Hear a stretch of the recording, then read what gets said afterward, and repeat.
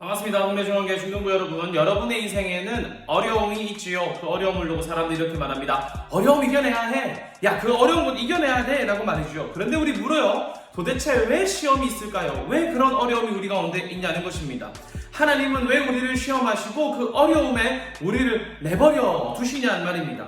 여러분, 우리에게 시험이 왜 필요할까요? 그런데 우리는 생각해야 돼요. 하나님께서 우리를 시험하신다고 말하면 하나님이 나의 감독관이 되어서 뭔가 라인 하나 체크하고 틀리면 감점하고 정답 하나 체크하고 틀리면 감점하고 이거 하는가 안 하는가 보고 틀리면 감점하고 그렇게 해서 우리를 말 안 들으면 너희는 죄인이고 잘못했으니까 지옥에 가 라고 말하는 것처럼 생각한다는 것이 문제이기도 합니다. 하나님은 무섭고 나쁘셔서 우리를 시험하는 것일까요? 아니면 우리의 신앙이 좀 좋지 않아서 우리의 신앙이 좀 모자라서 하나님이 우리를 시험하시는 것일까요? 그런데 생각해보시면 성경에도 신앙이 좋았던 사람들이 시험을 받기도 합니다. 아브라함도 시험을 받았고요. 이스라엘도 시험을 받았습니다. 그렇다면 신앙 때문에 우리의 신앙이 뭐 좀 나빠서 하나님이 나를 혼내시는구나는 아니라고 생각해봅시다. 그렇다면 도대체 우리는 이 시험을 통해서 어떤 답을 도출해야 되는 것입니까?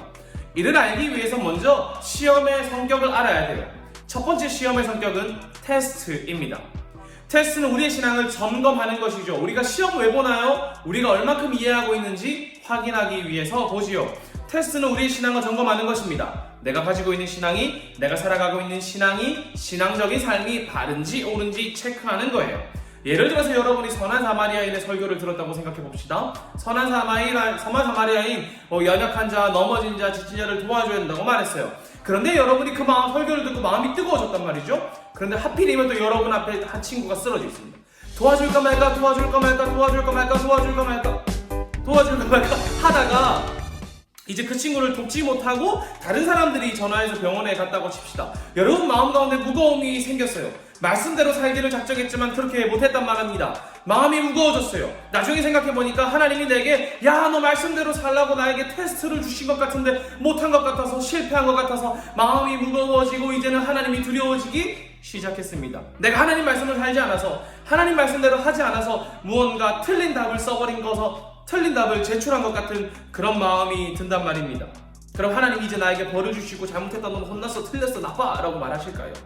자, 그런데 우리가 여기서 알아야 되는 것은 이 시험의 이 테스트의 감독관이 하나님이 아닐 수도 있다는 겁니다. 물론 하나님이 우리의 삶의 마지막에 우리를 심판하시겠지만 이러한 상황에서 하나님께서 상환이 너 이거 내가 제대로 테스트했는데 못했어 너 감점이야 넌 나쁜 놈이야 라고 말하는 것은 아닐 수도 있다는 것입니다. 무슨 말이냐면 이러한 신앙의 테스트의 정답 혹은 내가 틀린 답을 제출했을 때 마음이 안타깝고 아쉬워하고 불편한 것은 나라는 거예요. 제가 그렇다는 겁니다. 내가 하나님 말씀대로 살지 못했음을 깨닫고 안타까워하고 아쉬워한다는 것입니다. 내 마음 가운데 나의 신앙이 하나님을 사랑한다고 말하는 나의 신앙이 바르게 표출되지 않은 것 같아 불편하고 마음이 아픈 것은 나라는 것입니다.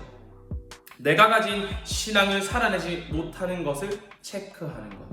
내가 신앙대로 살고 있는가? 내가 믿고 있는 신앙대로 내 삶이 옳게 가고 있는가? 내가 하나님을 올바로 보고 있는가를 테스트하는 것. 그것이 시험의 역할입니다.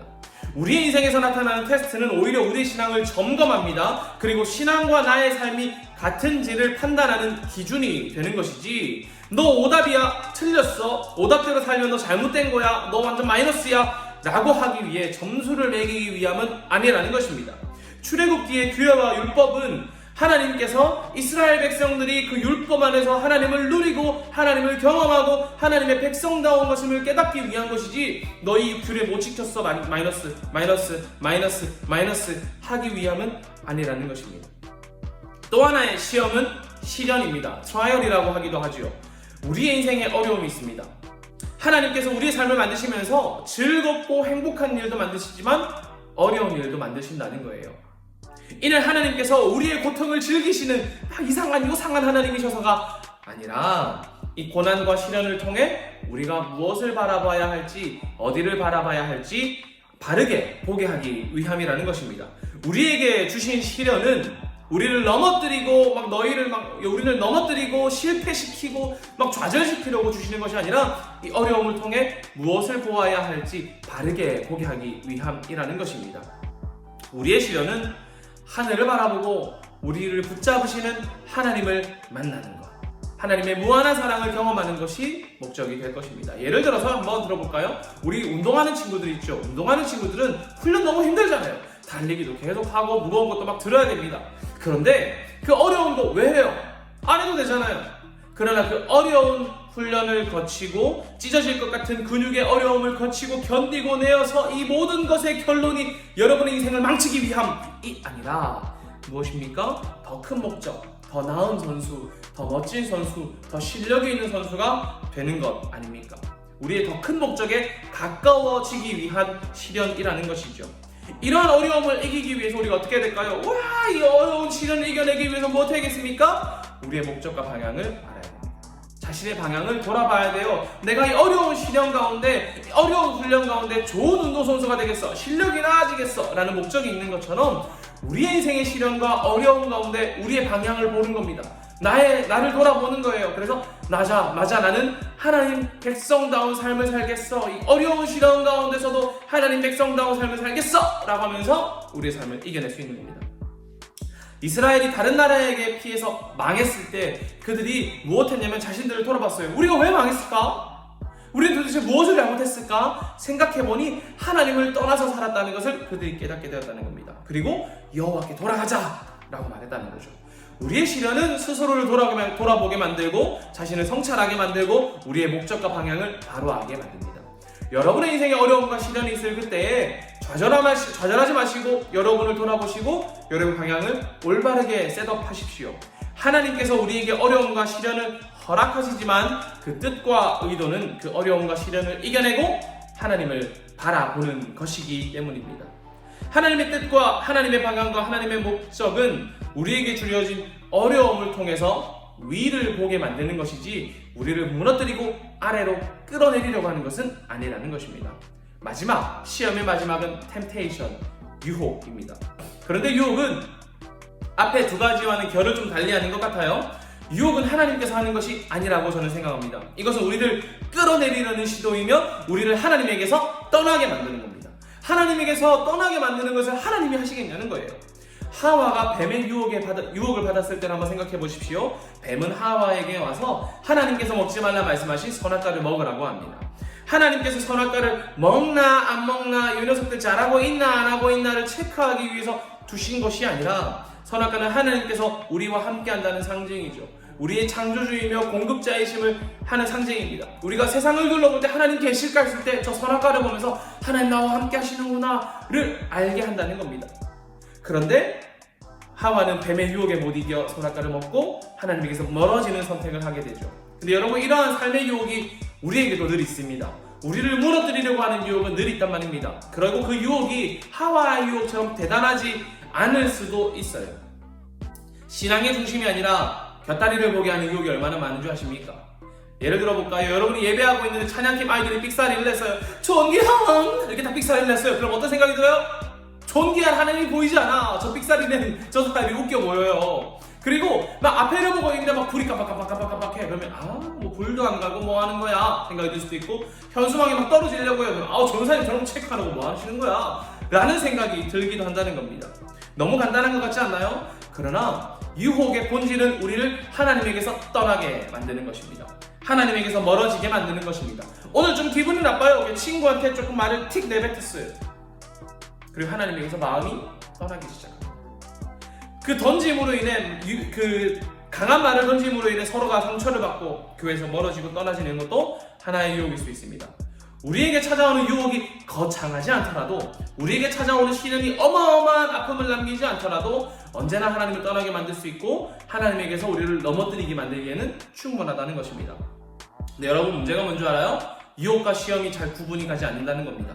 내 앞에 있는 시련이 하나님을 볼 수 있는 기회인지 나를 무너뜨리려는 유혹인지 우리는 잘 알 수 없어요. 그것이 문제입니다. 그럴 때 우리 어떻게 해야 될까요? 지난주 말씀처럼 방향과 목적을 잘 알아야 합니다.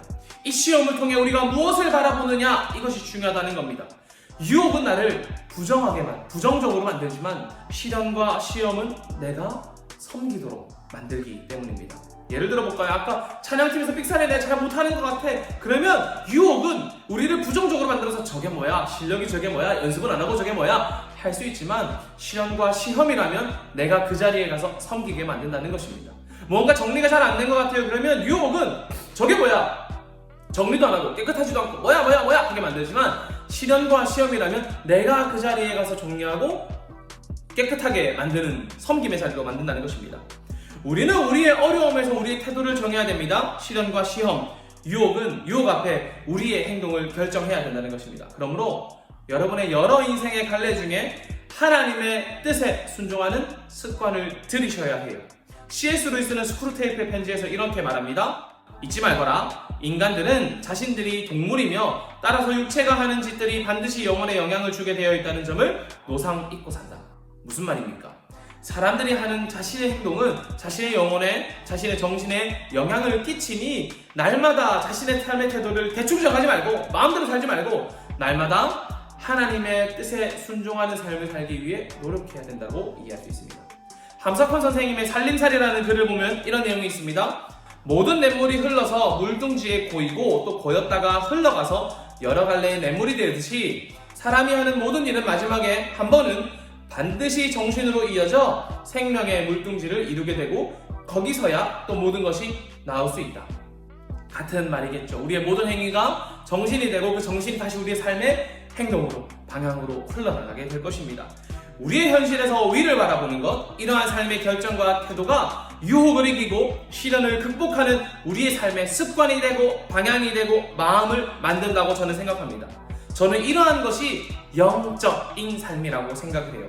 영적은 뭔가 있어 보이는 기도문을 줄창 읊는다거나 뭔가 있어 보이는 듯한 그림을 내 앞에 전시한다거나 내가 혼자 막 이렇게 하는 것이 수도 있겠지만 그것보다는 우리의 현실에서 위를 바라보고 그 위를 바라봄으로 우리의 삶의 어려움을 극복하는 것, 그것이 저는 영적이라고 생각합니다.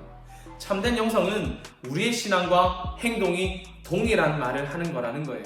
내 신앙에서는 하나님 얘기하면서 내 삶은 대충 산다면 그건 영적이지 않을 것입니다. 시험을 마주하고 그 시험을 이기는 신앙의 삶을 살아가는 것, 그것이 영적이라는 것입니다.